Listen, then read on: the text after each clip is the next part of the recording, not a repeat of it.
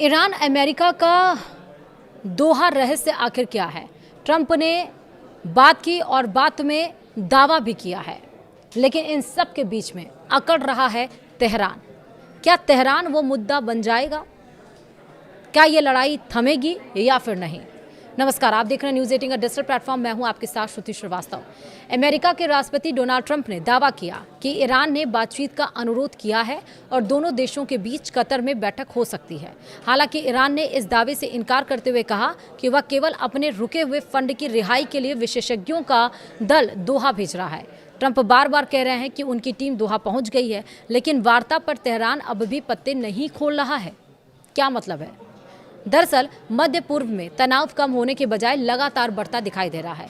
एक और अमेरिका के राष्ट्रपति डोनाल्ड ट्रंप ने दावा किया है कि ईरान ने बातचीत के लिए संपर्क किया है, वहीं दूसरी ओर ईरान ने इस दावे को खारिज कर दिया है। इसके साथ ही स्ट्रेट ऑफ हॉर्मुज़ और गाजा में हालात तनावपूर्ण बने हुए हैं। राष्ट्रपति ट्रंप ने कहा कि पिछले हफ्ते दोनों देशों के बीच हुए हमलों के बाद ईरान ने अमेरिका से मुलाकात के लिए रिक्वेस्ट की है। उनके मुताबिक यह बैठक कतर में होने वाली है। हालांकि ट्रंप ने इस प्रस्तावित बातचीत के बारे में कोई ज्यादा जानकारी नहीं दी।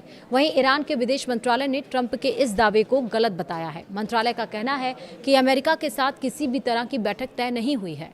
हालांकि ईरान ने यह जरूर पुष्टि की है कि वह अपने विशेषज्ञों का एक प्रतिनिधिमंडल दोहा भेज रहा है और इस टीम का उद्देश्य अमेरिका से बातचीत करना नहीं, बल्कि विदेशों में जमा ईरान की रुकी हुई वित्तीय संपत्तियों यानी कि जो फ्रोजन फंड है उसको जारी कराने की प्रक्रिया पर काम करना है। इसी बीच ईरान ने हॉर्मुज़ जल डमरू मध्य को लेकर फ्रांस की योजना पर भी कड़ा विरोध जताया है। फ्रांस इस समुद्री मार्ग में बारूदी सुरंगों को हटाने से जुड़ी योजना पर विचार कर रहा है।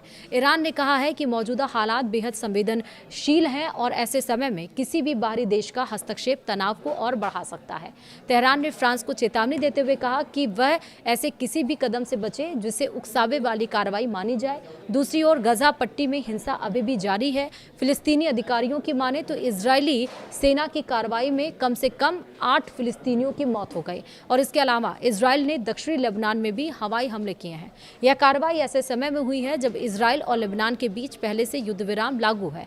इन घटनाओं से साफ है कि मध्य पूर्व में स्थिति अभी भी नाजुक बनी हुई है। एक तरफ अमेरिका और ईरान के बीच बातचीत को लेकर अलग अलग दावे किए जा रहे हैं, तो दूसरी ओर गजा, लेबनान और स्ट्रेट ऑफ हॉर्मुज़ में बढ़ता तनाव क्षेत्र की शांति और सुरक्षा के लिए नई चुनौती बनता हुआ जा रहा है।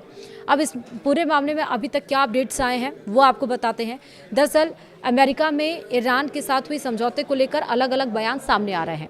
उपराष्ट्रपति जेडी वेंस ने इस समझौते का समर्थन करते हुए इसे शांति की दिशा में बड़ा कदम बताया। उन्होंने कहा कि अंतिम समझौते के लिए मजबूत आधार तैयार हो चुका है। वेंस ने इजरायल की आलोचना करते हुए कहा कि केवल सैन्य कार्रवाई से हर सुरक्षा समस्या का समाधान नहीं हो सकता। वहीं विदेश मंत्री मार्को रूबियो ने इजरायल की आलोचना करने से बचते हुए ईरान और हिजबुल्लाह पर निशाना साधा।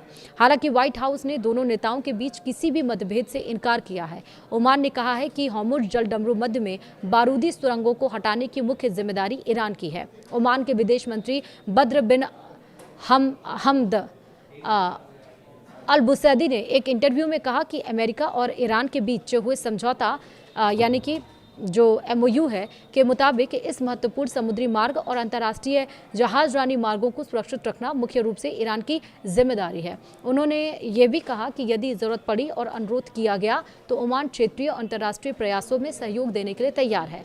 इससे पहले ईरान भी फ्रांस की इस मामले में भूमिका पर आपत्ति जता चुका है। ईरान ने अमेरिका के इस दावे को खारिज किया है कि दोहा में दोनों देशों के बीच उच्च स्तरीय वार्ता होगी। तेहरान का कहना है कि वह केवल एक तकनीकी विशेषज्ञों की टीम कतर भेज रहा है और यह टीम किसी नए राजनीतिक समझौते पर बातचीत नहीं करेगी, बल्कि पहले से हुए समझौता यानी कि MOU के लागू होने की प्रगति की समीक्षा करेगी। ईरान का आरोप है कि अमेरिका MOU की शर्तों को लागू करने में धीमी गति से काम कर रहा है। खासकर दक्षिणी लेबनान में युद्ध विराम से जुड़े प्रावधानों को लेकर ईरान ने गंभीर चिंता और आपत्तियां जताई हैं।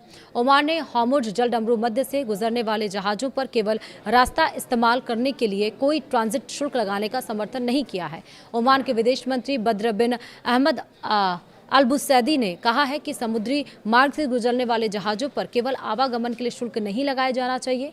हालांकि उन्होंने यह भी कहा कि यदि जहाज़ों को समुद्री सुरक्षा, पर्यावरण संरक्षण और नौवहन सहायता या आपातकालीन सेवाएं जैसी विशेष सुविधाएं दी जाती हैं तो उन सेवाओं के लिए शुल्क लेने पर चर्चा की जा सकती है।